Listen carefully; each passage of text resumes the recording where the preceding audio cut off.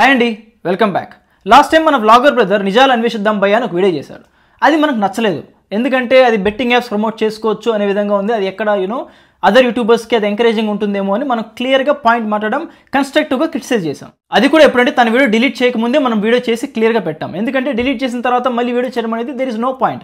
Because తను ఇండైరెక్ట్గా తను ఒప్పుకున్నట్టే, తను ఏదైతే వీడియో పెట్టాడో దాన్ని తీసేసినట్టే. ఇప్పుడు మళ్ళీ దాని మీద వీడియో తీసేశాడు, భయపడ్డాడు అని వీడియో చేయడం నాకు ఎందుకు కరెక్ట్ అనిపించలేదు. కాబట్టి నేను వీడియో చేయలేదు. కాకపోతే దానికి మళ్ళీ రెస్పాన్స్ వీడియో ఒకటి చేశారు. ఇది వేరే యూట్యూబర్కి ఏదో రెస్పాన్స్ వీడియో చేశారు. సో వాళ్ళ వేరే యూట్యూబర్తో ఏదైతే మాట్లాడతాడో అది మనకు అనవసరం టాపిక్ కాదు. ఎందుకంటే ఇది సొసైటీకి అది ఇంపార్టెంట్ కాదు. అది వాళ్ళ మధ్య పర్సనల్ ఏదైతే మాట్లాడుకున్నారో. కానీ మన పాయింట్ ఏంటి, బెట్టింగ్ యాప్స్. దాని గురించి అయితే మనం క్లియర్గా మాట్లాడడం. ఈ వీడియోని ఎందుకు చేస్తానంటే నేనైతే నిజంగా ఓపెన్ హార్టెడ్గా క్రాంతి వ్లాగర్ని అప్రిషియేట్ చేద్దాం అనుకుంటున్నానండి. రియలీ థ్యాంక్ యూ చెప్పాలనుకున్నాను. ఎందుకంటే ఇప్పుడు తను ఏదో ఈగోకి పోయి నా మీద వీడియోస్ చేశారు అని అదొక రాంగ్ ఈగో కిందకి పోయి, లేదు నేను బెట్టింగ్ యాప్స్ ప్రమోటే చేసి తీరుతాను, అది లీగల్ కాబట్టి మీరెవరు అని అడగడానికి అలా చేయలేదు.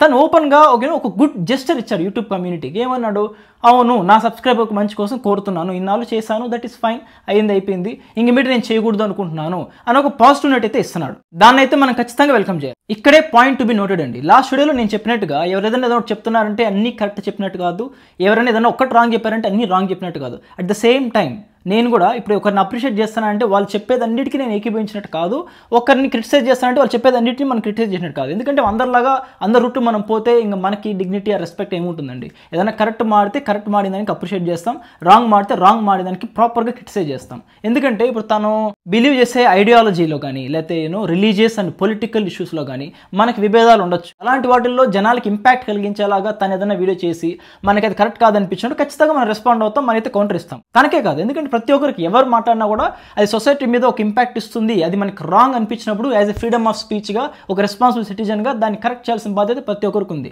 మనం వాయిస్ రైజ్ చేస్తేనే చేంజ్ అనేది వస్తుంది. తన వీడియోలో బాధపడుతూ ఉంటున్నాడండి, నా ఫ్యామిలీ మెంబర్స్ దీది బూతులు మాట్లాడారు, నన్ను ఎట్టంటే క్రిటిసైజ్ చేస్తున్నారు, ఒక బ్యాచ్ అదే పని కట్టుకొని నా మీద ఆపోజిట్గా ఇది చేస్తున్నారని. అదైతే మనం కండెమ్ చేస్తున్నామండి. ఎందుకంటే ఒకరితో మనకు డిఫరెన్సెస్ ఆఫ్ ఒపీనియన్ ఉండొచ్చు, డిఫరెన్సెస్ ఆఫ్ ఐడియాలజీ ఉండొచ్చు. అందులో మాత్రాన బ్యాడ్ వర్డ్స్ యూస్ చేసి వాళ్ళని పర్సనల్గా టార్గెట్ చేసి వాళ్ళ ఫ్యామిలీ మెంబర్స్ గురించి రాంగ్గా మాట్లాడడం ఇవైతే నేను సపోర్ట్ చేయనండి. ఇక మనం ఎందుకు తన మీద వీడియో చేశామంటే ఎవరు బెట్టింగ్ యాప్స్ చేసుకోవచ్చు అని సపరేట్గా వీడియో ఎవరు చేయలేదండి, తను మాత్రమే చేశాడు కాబట్టి దానికి రెస్పాండ్ అవ్వాల్సి వచ్చింది. చాలామంది సైలెంట్గా బెట్టింగ్ యాప్స్ చేసుకుంటున్నారు. కనీసం ఇతను వచ్చి నేను చేసేది కరెక్టే అని కనీసం తను చెప్పాలనుకుంటున్నాడు. మళ్ళీ ఏదో రియలైజ్ అయ్యాడు, నా సబ్స్క్రైబర్ మంచి కోసం చేయకూడదు అనుకుంటున్నాను, ఇంకమేట్ చేయను అన్నాడు. That is fine. కొంతమంది అది కూడా చెప్పకుండా చేసుకునే వాళ్ళు ఉంటారు. ఎందుకంటే మనం వాళ్ళ మీద ఫోకస్ చేయాలి, ఒకరి మీద ఎప్పుడు పర్సనల్ అటాక్ అనేది చేయకూడదు. ఇకపోతే ఒకరిద్దరు తన వీడియో నచ్చక కింద కామెంట్స్ పెట్టారని వాళ్ళకు కూడా చెప్పాను. మనం ఏ పర్సన్ కానీ ఏ యూట్యూబర్ కానీ అగేన్స్ట్ కాదు. It may be Kranti vlogger or Sunny Yadav or Naa Anveshana are incognito, ఎవరైనా సరే మన ఎవరికి పర్సనల్గా ప్రాబ్లం కాదు. మన ఫోకస్డ్ పాయింట్ ఏంటంటే బెట్టింగ్ యాప్స్. మనం దాని గురించి మాట్లాడతాం. ఒకసారి దానికి రెస్పాన్స్ ఆన్సర్ అనేది వచ్చేసిన తర్వాత మళ్ళీ దాన్ని డ్రాగ్ చేయడం, బ్లాక్ చేయడం అనేది ఇట్స్ నాట్ నెసరీ అని నా ఫీలింగ్. ఇంకొన్ని కామెంట్స్ వస్తే అండి నాకు చాలా బాధేసిందండి. ఎందుకంటే చాలామంది పెడుతున్నారు, బ్రో ఈ బెట్టింగ్ యాప్స్ వల్ల నా లైఫే స్పాయిల్ అయిపోయింది, నాకు ఇన్ని ల్యాక్స్ పోయాయి, నాకు తినడానికి డబ్బులు లేవు, నా వైఫ్ కార్డు తీసుకొని నేను యూస్ చేసి నా వైఫ్కి నాకు కూడా మాటలు లేవు. పాపం ఒక్కొక్కరు బాధలు చూస్తుంటే వర్ణనాతీతం అండి. పాపం ఒకరైతే స్విగ్గీ డెలివరీ బాయ్ అంట, పాపం అతను ఒకరోజు 2 రోజుల నుంచి తిండి కూడా సరిగ్గా తినడం లేదంటే, ఎందుకంటే డబ్బులు కూడా లేదంటే తిన్నారు. ఇంక మొత్తం ఉన్న డబ్బులంతా దాని మీద పెట్టేసి పోగొట్టుకున్నాను బ్రో, నాకు చాలా బాధ ఉంది, మీ వల్ల అయితే నా హెల్ప్ చేయండి అంటే మన వల్ల అయినంత చాలా మినిమల్ అమౌంట్ తనకి ఇచ్చాము, తను కూడా హ్యాపీ ఫీల్ అయ్యాడు. ఇది ఎందుకు చెప్తున్నానంటే అండి, ఎవరెవరైతే ప్రాబ్లంలో ఉన్నారో మనం అంతా కమ్యూనిటీ కాబట్టి ఒకరికొకరు హెల్ప్ చేసుకుందాం అండి. నా వల్ల ఎంత హెల్ప్ నేను చేస్తాను. కనీసం ఇప్పుడు ఇంత ఎక్స్పోజర్ వచ్చింది కాబట్టి బెట్టింగ్ యాప్స్ అనేది మానేసేది మీకే మంచిదండి. ఎవరైతే ఆల్రెడీ కొంచెం డబ్బులు పోగొట్టుకున్నారో వాళ్ళు అనుకోవచ్చు కనీసం దాన్ని రికవర్ చేసుకుని మళ్ళీ ఆపేద్దాం అనుకోవచ్చు.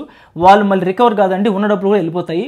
ఏదైతే పోయిందో ఒకవేళ డబ్బులు పోతే పోనివ్వండి, ఇంకనైనా ఉన్న పలంగా ఆపేసేయండి. మన ఛానల్లో ప్రీవియస్ వీడియో కానీ అంతమంది వీడియోస్ కానీ చాలా మంది సబ్స్క్రైబర్స్ చాలా మంచి కామెంట్స్ పెట్టారండి. జెన్యూన్గా వాళ్ళు చాలా బాగా అప్రిషియేట్ చేశారు, వాళ్ళ లవ్ అండ్ అఫెక్షన్ చూపించారు. ఒక్కొక్క కామెంట్ చదువుతుంటే నాకు నిజంగా చాలా హ్యాపీనెస్ అనిపించిందండి.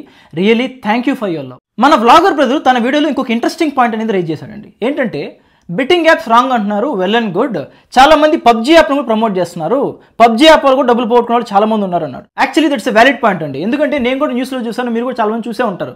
ఈ గేమ్స్ ఏవైతే పిల్లల గేమ్స్ ఉంటాయో దాంతో ఈ గన్స్ కానీ కార్స్ కానీ సూట్స్ కానీ కొనుక్కోవడానికి వాళ్ళ పేరెంట్స్ మదర్ది కానీ ఫాదర్ది కానీ క్రెడిట్ కార్డు తీసుకొని వాళ్ళకి తెలియకుండా వీళ్ళు ఆ గన్స్ అవన్నీ పర్చేజ్ చేసి చాలా లక్షలు పోగొట్టుకునే దాఖలాలు చాలా ఉన్నాయి.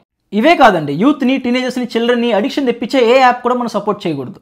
ఎందుకంటే ఇవన్నీ ఒక డ్రగ్ లాంటిదండి. ఇవన్నీ మెల్లగా అడిక్ట్ అయ్యి ఒక జనరేషన్ స్పాయిల్ చేస్తుంది. అది మన కంట్రీ ఫ్యూచర్కి ప్రాబ్లం తెస్తుంది. ఫైనల్ గా ఒక యూట్యూబరే తను ఇంకా బెట్టింగ్ యాప్స్ ఆపేస్తాను అని చెప్పాక సెలబ్రిటీస్కి ఏం పోయే కాలం అండి. రోస్లో రెమ్యునరేషన్ తీసుకుంటారు, బొచ్చుడిని యాడ్లు చేస్తారు, అయినా సరిపోదు. ముఖ్యంగా ఈ ఉట్కా బ్యాచ్ ఉందండి, ఒక అడ్వర్టైజ్మెంట్ ఒకటి సరిపోడు, ఇద్దరు ఉండాలి, ముగ్గురు ఒకేసారి పానేసుకోవాలి. అరే మీ మొహాలు మండ, కొంచెమన్నా బుద్ధి ఉండాలండి. ఒక ఇండియా మొత్తం నీకు ఇంత సెలబ్రిటీ స్టేటస్ ఇచ్చిన తర్వాత నువ్వు వాళ్ళకి ఇచ్చే ఎంకరేజ్మెంట్ ఇదా? ఇంత ఉడాలుగా ఉంటుందా? ఇవన్నీ గవర్నమెంట్ బ్యాన్ చేయాలండి. ఎందుకంటే మనం ఎంత అవేర్నెస్ తీసుకొచ్చినా ఇవన్నీ కంప్లీట్గా ఆగదు. గవర్నమెంట్ ఎందుకు బ్యాన్ చేయదంటే ట్యాక్సెస్ కోసం. ఒకవేళ ఇవన్నీ కలెక్ట్ కాకపోతే ఎకానమీ ప్రాబ్లం అవుతుందని వాళ్ళకి భయం. నియర్ ఫ్యూచర్లో ఈ ట్యాక్సెస్ మీద ఆధారపడే అవసరం మన ఇండియాకి అస్సలు ఉండదు. ఎందుకంటే నరేంద్ర మోడీ గారు ఏదైతే ఇనిషియేటివ్ తీసుకున్నారో make in India, it is a super success. దానివల్ల యూజ్ ఏంటంటే అండి, ఇన్నాళ్ళు మనం ఎక్స్పోర్ట్స్ కన్నా ఇంపోర్ట్స్ ఎక్కువ చేసుకుంటూ వచ్చినాం. దానివల్ల ఏమైపోతుందంటే మన ఎకానమీలో ఉన్న డబ్బులంతా వేరే దేశాలకు వెళ్ళిపోతుంది, కానీ వేరే దేశాల్లో ఉన్న ఎకానమీ డబ్బులు మనకు రావడం లేదు. రీసెంట్ గానే తేజాస్ ఫైటర్ జెట్ సక్సెస్ఫుల్ గా టెస్ట్ చేశారు. DRDO air defence mechanism successful గా టెస్ట్ చేశారు. ఇవన్నీ మనం డిఫరెంట్ కంట్రీస్ కి ఎక్స్పోర్ట్ చేయబోతున్నాం. ఇన్నాళ్ళు మనం ఏం చేసాం, యుఎస్ నుంచి, ఇజ్రాయెల్ నుంచి, రష్యా నుంచి మనం అన్ని డిఫెన్స్ మెకానిజం అంతా ఇంపోర్ట్ చేసుకుంటూ వచ్చినాం. గోయింగ్ ఫార్వర్డ్ మన బ్రహ్మోస్ మిసైల్ తో పాటు ఇవన్నీ మనం ఎక్స్పోర్ట్ చేయబోతున్నాం. ఇవన్నీ హ్యూజ్ రెవెన్యూ టు ఇండియా. వీటితో పాటు జమ్మూ అండ్ కాశ్మీర్ లో కానీ, లక్షద్వీప్ లో కానీ టూరిజం అనేది చాలా బాగా ఇంప్రూవ్ అవుతుంది. India is going to witness a golden future అండి. మీకు కనుక అనాలిసిస్ నచ్చితే వీడియోని లైక్ చేసి ఛానల్ సబ్స్క్రైబ్ చేసుకొని నన్ను ఎంకరేజ్ చేయడం మాత్రం మర్చిపోద్దండి. అసలు మీరేమనుకుంటున్నారు, నేను చెప్పింది అంతేమైనా కరెక్ట్ ఉందా, రాంగ్ ఉందా? అసలు మీ ఒపీనియన్ ఏంటో కామెంట్ చేయండి. ప్రతి ఒక్క కామెంట్ కి నేను రిప్లై పెడతాను. నెక్స్ట్ ఇంట్రెస్టింగ్ టాపిక్ తో మళ్ళీ మీ ముందుకు వస్తాను. Till then have a wonderful time.